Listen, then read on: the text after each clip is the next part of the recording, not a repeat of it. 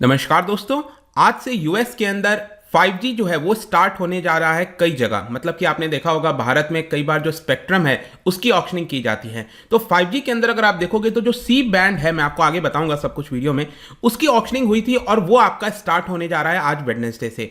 Problem क्या हुआ है कि यहाँ पर जो एयरलाइन कंपनीज हैं उन्होंने वार्निंग दे दिया है कि अगर 5G वहां पर स्टार्ट हो जाता है उसकी वजह से जो एयरलाइंस हैं, ये जो एयरप्लेन्स हैं, उनको वर्किंग में दिक्कत आएगी। मतलब कि उनको फ्लाइट उड़ान भरने में, लैंडिंग करने में इस तरह का प्रॉब्लम आ सकता है। अब ये देखिए बहुत ही ज्यादा सीरियस कंसर्न है। इसको देखते हुए इनफैक्ट यहां पर एयर इंडिया ने कई सारी जो अपनी फ्लाइट्स हैं यूएस की उसको रिस्केड्यूल कर दिया है। कई सारी चीजें बोली गई हैं। यहां पर भी आप देख पाओगे major US airlines warn 5G could ground some planes wreak havoc। तो इसको हम डिटेल से समझेंगे, पूरा मामला है क्या, काफी कुछ जानने को है। चलिए आगे बढ़ते हैं। लेकिन उसके पहले अगर आप यूपीएससी या फिर किसी भी एग्जाम की तैयारी कर रहे हैं तो आप हमारे ऐप को डाउनलोड कर सकते हैं या फिर studyIQ.com विजिट कर सकते हैं। वहां से सारी जानकारी आपको मिल जाएगी। इसके अलावा अगर आप एमसीक्यूज अटेम्प्ट करना चाहते हैं तो मेरे इंस्टा पेज पर जा सकते हैं। वहां पर स्टोरीज में आपको सभी एमसीक्यूज मिल जाएंगे। तो चलिए सबसे पहले हम देखते हैं यहाँ पर एग्जैक्टली अभी हो क्या रहा है, हम इसकी चर्चा क्यों कर रहे हैं। देखिए जो चीफ एग्जीक्यूटिव हैं major US passenger and cargo airlines के, जो अलग अलग, जैसे भारत के अंदर इंडिगो हो गया, स्पाइस जेट हो गया, उसी तरह से यूएस के अंदर जो मेजर एयरलाइन सर्विसेज हैं उनके चीफ एग्जीक्यूटिव ने एक प्रकार से वार्निंग दी है कि जो नया 5G सर्विस डिप्लॉय होने जा रहा है यूएस के अंदर वेडनेसडे से, उसकी वजह से यहां पर काफी बड़ा कैटास्ट्रोफिक एविएशन क्राइसिस आ सकता है। क्योंकि उनका यह कहना है कि ये जो पर्टिकुलर सर्विस दिया जा रहा है सी बैंड का, उसकी वजह से क्या होगा कि जो एयरक्राफ्ट यहां पर ऑपरेट करते हैं, मतलब एयरक्राफ्ट के अंदर जो इंस्ट्रूमेंट होता है वो इंटरफेयर कर सकता है 5G सर्विसेज के साथ। अब आपको पता है 5G सर्विसेज जो रेडियो वेव्स होते हैं उसके माध्यम से किया जाता है, हायर बैंड में होता है। मैं अभी आपको दिखाता हूं सब कुछ। लेकिन उसके अंदर क्या होगा कि यहां पर जो एयरलाइन कम्युनिकेट करते हैं ग्राउंड के साथ, तो उसमें यहां पर प्रॉब्लम आ सकता है। और इसी की वजह से बताया जा रहा है कि टेंस ऑफ थाउजेंड्स ऑफ जो अमेरिकन ओवरसीज हैं, बाहर रह रहे हैं, आ रहे हैं, जा रहे हैं, उनको यहां पर काफी बड़ी दिक्कत आ सकती है। इनफैक्ट आप देख सकते हो मीडिया रिपोर्ट्स के आधार पर बताया गया है कि जो प्लेन मैन्युफैक्चरर्स हैं बोइंग और एयरबस, उन्होंने जॉइंट लेटर लिखा है यूएस ट्रांसपोर्टेशन सेक्रेटरी को और यहां पर वार्न किया है कि 5G could adversely affect the ability of aircraft to operate safely. अब आप खुद सोच के देखिए, एयरक्राफ्ट जैसे, हम एयरलाइन की जैसी चीजों की बात कर रहे हैं, अगर उसको यहां पर ऑपरेट करने में थोड़ा सा भी अगर सेफ्टी में इशू है तो ये काफी बड़ा कंसर्न बन जाता है। सिर्फ अमेरिका के लिए नहीं, पूरे विश्व भर के लिए, क्योंकि जितने भी फ्लाइट्स हैं वो भारत से, अलग अलग देशों से अमेरिका जाते हैं। तो अब थोड़ा सा और अच्छे से समझने की कोशिश करते हैं कि ये सारी चीजें स्टार्ट कैसे हुई हैं। जैसे कि भारत में आपने देखा होगा कि जो स्पेक्ट्रम होती है 2G, 3G, 4G, इस तरह की उसकी ऑक्शनिंग की जाती है। उसी प्रकार से यूनाइटेड स्टेट्स के अंदर 2021 के स्टार्टिंग में 5G सर्विसेज को स्टार्ट करने के लिए वहां पर मोबाइल फोन कंपनीज को जो है यहां पर ऑक्शनिंग किया गया था। अब आप देख सकते हो ऑक्शनिंग जब मैं कहता हूं तो जैसा कि आपको पता है जो इलेक्ट्रोमैग्नेटिक स्पेक्ट्रम होता है पूरा, जैसे आपने देखा होगा रेडियो वेव्स हो गया, माइक्रोवेव्स हो गया, इंफ्रारेड हो गया, तो यहां पर जो भी हम 2G, 3G, 5G, वो सब आपका रेडियो वेव्स के माध्यम से कम्युनिकेशन होता है। तो जितना ज्यादा आप हायर फ्रीक्वेंसी की तरफ जाएंगे उतना आपको बेटर यहां पर आप कह सकते हो कि जो स्पीड है वो आपको देखने को मिलता है। जैसे कि अगर हम 5G की बात करें, 5G में भी अगर आप देखोगे तो यहां पर लो band, mid band, high band में कहा जाता है। जितना ज्यादा ग्रेटर आप बैंड में, हायर फ्रीक्वेंसी में जाओगे वहां पर स्पीड ज्यादा बेहतर मिलती है। और जाहिर सी बात है कि जब हम 5G की बात करते हैं तो 5G का अगर हमें ट्रू वैल्यू निकालना है तो हमें हायर फ्रीक्वेंसी की तरफ ही यहां पर सर्विसेज देना होगा। तो आप देख पाओगे कि यहां पर यह बताया जा रहा है कि 3.7 गीगाहर्ट्ज से लेकर 3.9 गीगाहर्ट्ज का जो रेंज है, मतलब आप कह सकते हैं जो मिड वाला बैंड है, यहां पर ऑक्शनिंग किया गया था। मतलब कि ये वाला जो पर्टिकुलर बैंड है इसकी ऑक्शनिंग की गई थी मोबाइल फोन कंपनीज को, ताकि वो 5G सर्विसेज यूएस के अंदर ला सकें। अब ये वाला जो रेंज होता है ना, इसको सी बैंड रेंज भी कहा जाता है, ध्यान में रखिएगा। इसी बैंड को यहां पर सी बैंड रेंज कहा जाता है। और टोटल करीब $80 बिलियन की यहां पर ऑक्शनिंग की गई थी। जिस प्रकार से भारत में होता है सेम वैसा ही हुआ। तो अब इसमें प्रॉब्लम क्या है? देखो प्रॉब्लम यह है कि यूनाइटेड स्टेट्स के अंदर वहां पर जो एडमिनिस्ट्रेशन किया जाता है एविएशन का, वो जो एजेंसी है, जैसे भारत के अंदर आप जो इंडियन जो मिनिस्ट्री हो गई, वैसे वहां पर जो यूएस फेडरल एविएशन एडमिनिस्ट्रेशन है, उन्होंने वार्निंग दे दिया और ये कहा कि ये जो 5G टेक्नोलॉजी, ये जो नया वाला 5G टेक्नोलॉजी डिप्लॉय किया जा रहा है यूएस के अंदर, उसकी वजह से जो फ्लाइट के अंदर ऑल्टीमीटर्स लगा होता है, जो इंस्ट्रूमेंट लगा होता है, उसके कम्युनिकेशन में इंटरफेरेंस हो सकता है। ऑल्टीमीटर अगर आप देखोगे जो मेन काम ये होता है उसका कि यहां पर ग्राउंड से कितना अबव है, जो फ्लाइट है वो ग्राउंड से, जमीन से कितना अबव है, उसमें डिस्टेंस कितना है। जाहिर सी बात है ये बहुत ही इंपॉर्टेंट इंस्ट्रूमेंट हो गया।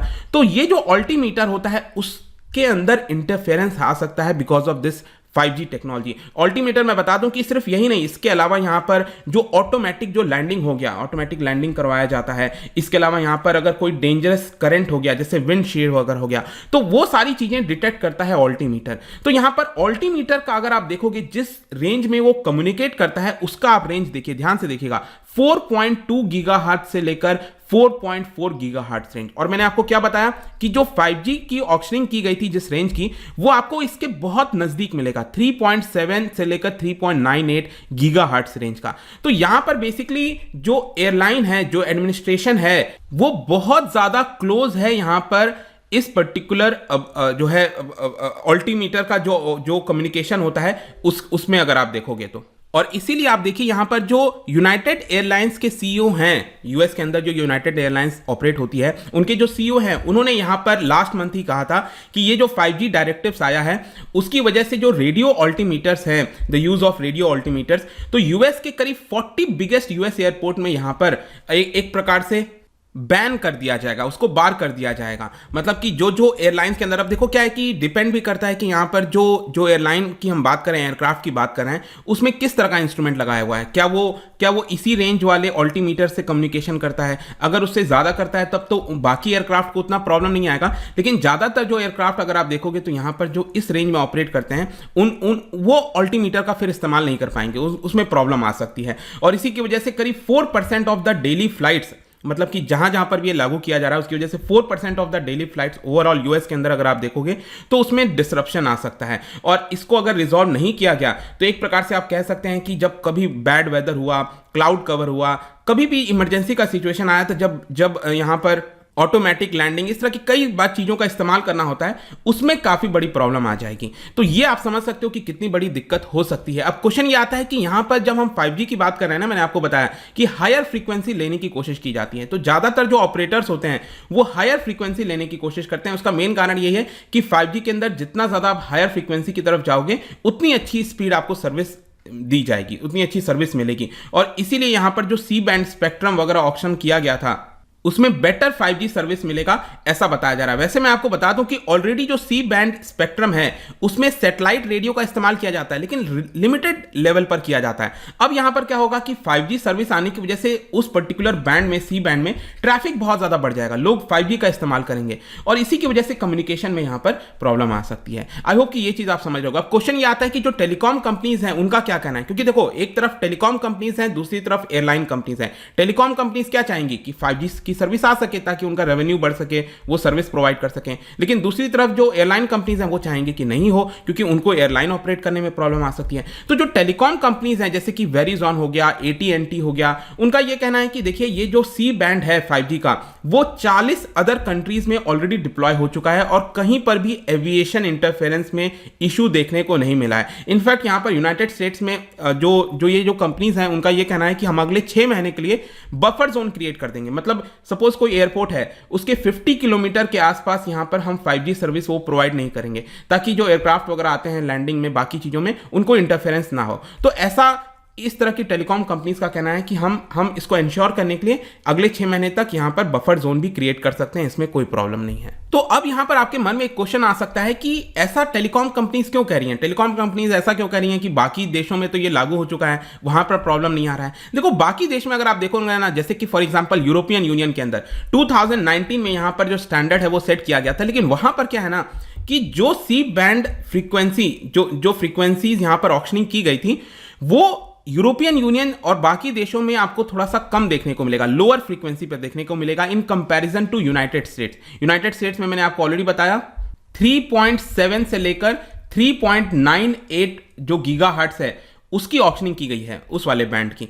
लेकिन यूरोपियन यूनियन के अंदर यहां पर आप देख सकते हो 3.4 से लेकर 3.8 गीगाहर्ट्ज के रेंज में यहां पर जो ऑक्शनिंग है वो की, मतलब वहां पर 5G इस पर्टिकुलर रेंज में चल रहा है, जिसकी वजह से यहां पर जो ऑल्टीमीटर का आपका कम्युनिकेशन होता है उसमें और इसमें ज्यादा डिफरेंस है, गैप है यहां पर, और इसी की वजह से बताया जाता है कि वहां पर इसकी कोई प्रॉब्लम नहीं आती है। जैसे यूरोप के अंदर जो वहां पर जो यूरोपियन यूनियन है, जो 27 मेंबर स्टेट्स हैं, उनमें अभी तक कोई प्रॉब्लम नहीं आई है ऐसा बताया जा रहा है। European union aviation safety agency, उन्होंने एक स्टेटमेंट भी जारी किया था और यह कहा था कि अभी तक इस स्टेज में किसी प्रकार का कोई अनसेफ इंटरफेरेंस हमें देखने को नहीं मिला है। जो भी कुछ हुआ है वो यूएस के पर्सपेक्टिव से बताया जा रहा है। इनफैक्ट एफएए जो ऑफिशियल्स हैं यूएस के, वो भी यही चीज कह रहे हैं कि फ्रांस और बाकी देशों में अगर आप देखिए तो वहां पर जो फ्रीक्वेंसी है वो उसमें और ऑल्टीमीटर की जो रेंज होती है कम्युनिकेशन की, उसमें ज़्यादा गैप है। लेकिन यूएस के अंदर क्या हुआ है कि यहाँ पर जो ऑक्शनिंग की गई थी वो ऑल्टीमीटर का कम्युनिकेशन रेंज के काफ़ी ज़्यादा नज़दीक है, जिसकी वजह से कम्युनिकेशन में ओवरऑल प्रॉब्लम आ सकती है।